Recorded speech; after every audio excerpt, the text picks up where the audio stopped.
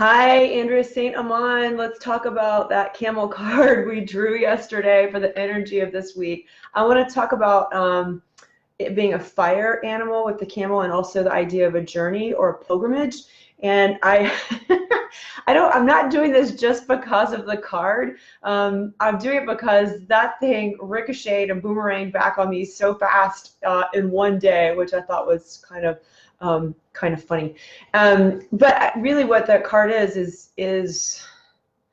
because it's a heat and it's because it's fire. I want to talk about what that looks like in all of us and in life, and how readings and cards and everything can actually put life into perspective and give us the perseverance to keep doing whatever we're doing on our journey. So first of all, the camel was a fire card, and I think I wrote this yesterday in the post, that fire, the heat is pressure, right? Heat is literally pressure. And in alchemy, that word is so magical, but alchemy is actually, the transformation of one thing to the next. So, and heat does that. So heat is really how we change. And what's heat? Heat mentally is when we're like, our brains are like frantic. And sometimes we're just chasing our tail, but sometimes we're planning, which will get us into a new state. Heat emotionally is anger or frustration, or you're just blowing up, or you get judgy about other things. But guess what?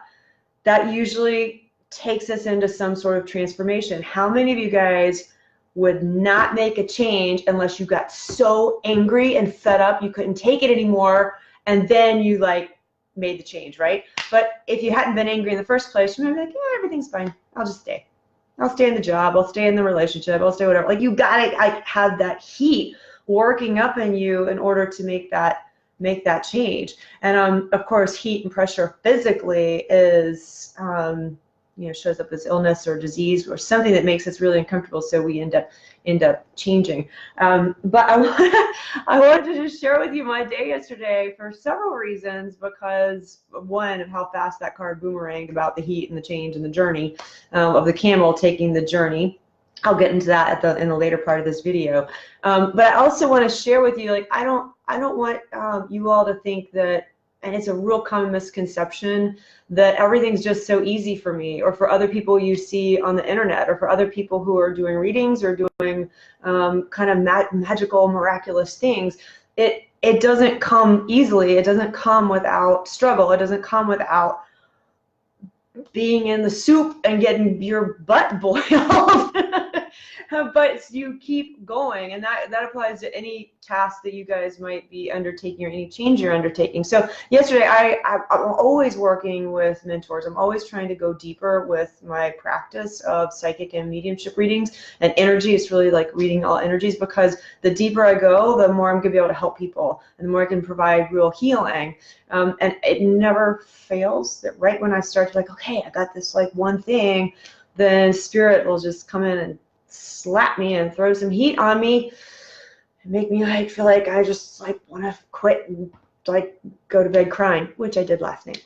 So yesterday I was working with my mentor, and he's from New Jersey. No offense to you New Jersey folks, but they're not like Southerners. You know, you guys from New Jersey, especially if there's an accent, you guys talk like really directly, really bluntly. And I told him I was doing a coaching session with him, and I didn't know who I was going to be reading. And in fact, I didn't even know what type of reading I was going to do. I just needed to show up, and then he was going to be like, go, and he was going to interrupt me and coach me through this reading and have me going all these different directions.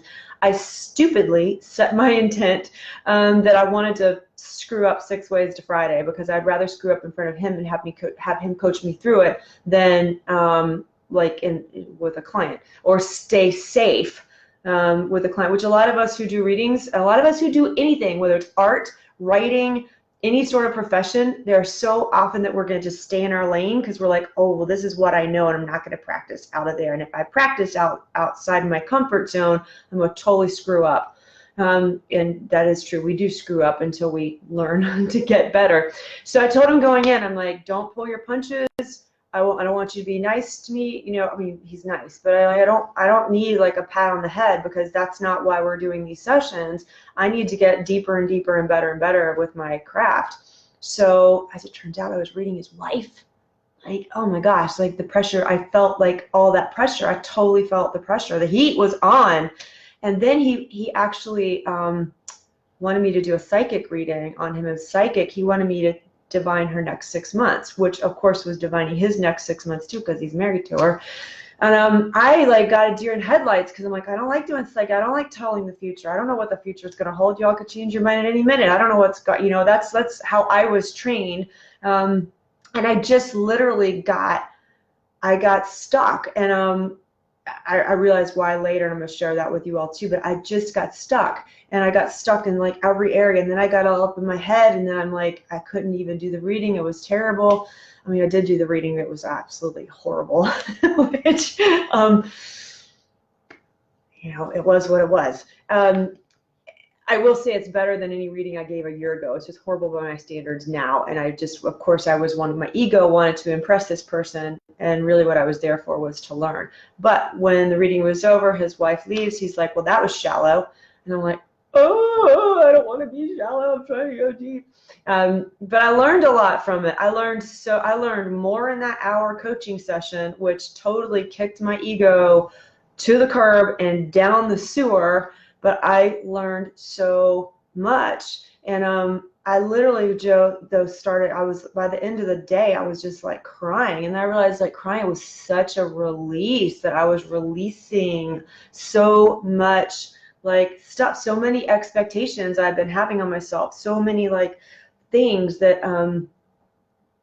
I don't know, just like this like being held. And I know there's so many of you, especially women, like we hold things, we hold a face up all day long, especially when we've got kids and we've got partners or we're dealing with parents. We're like, we put on this face, and it's not, it's a way to get us through the day, but at some point it's like so nice to just release and not be perfect. So last night, going on to this, the next part of this, I actually was in a group setting again with my mentor, and he was talking very, very openly about his dad and his relationship with his dad. And he didn't pull punches about his dad. And I was like, wow, he's describing, my family members. And I thought, I've never spoken publicly like that. I've never felt that freedom. I've always felt like, oh, I need to protect certain family members, or I need to, not say certain things outside of maybe a one-on-one conversation. So again, I felt like, oh my gosh, there's this block. I've got the good daughter face on, or the good whatever role I'm playing with certain family members. I've got like this mask on, and it takes a lot of tension, and it felt so good to cry and release some of that.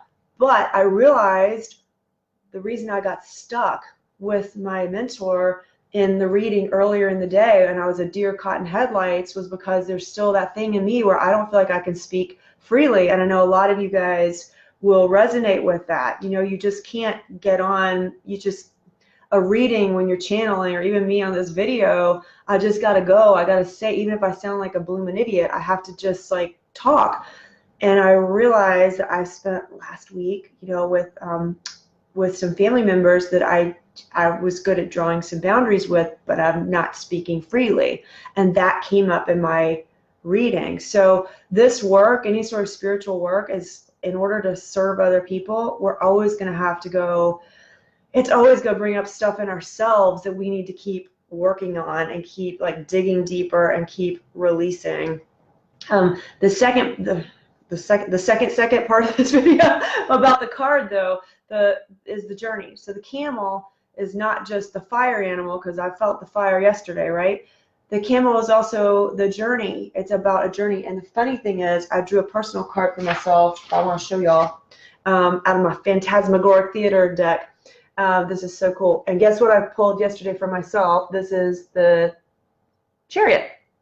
Yep. So you guys who know tarot, the Chariot is, you're on a journey. So I had a double whammy yesterday with the camel for all of us, and then personally with the journey. So that helped me put everything back in perspective. I'm like, by the end of the day, I'm like, oh, well, I agreed to this. I put myself on this journey. It's not going to be easy. And the heat is on this week, and I have to keep digging deeper and plugging through. I got to follow like what I wrote yesterday, that meeting those deadlines, putting myself in the burner, going like deeper, doing all the tasks I need to do this week is going to pay off down the line. I got to trust that because Camel said so, right? The Camel said, we got this.